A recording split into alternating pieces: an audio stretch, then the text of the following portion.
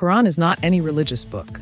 Rather, it is a book of law decorated with real-life rewards and punishments accordingly as people obey or defy these laws.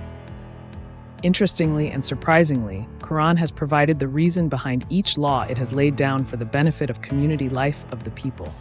Quran has continuously and repeatedly emphasizes to seek empirical evidence and proof for everything, including the commandments of Quran itself. Quran greatly advocates the central role of wisdom, knowledge, analysis, and experiments before reaching to any conclusion pertaining to the matters involving people and the universe. All this can easily be verified from the Quran only when this book is seriously attempted to comprehend true Arabic language, idiomatic composition, diction, and the Quran itself. Comprehending Quran with the aid of anything outside of above stated four components will definitely lead to a confused, rather a wrong understanding of this greatest book on earth.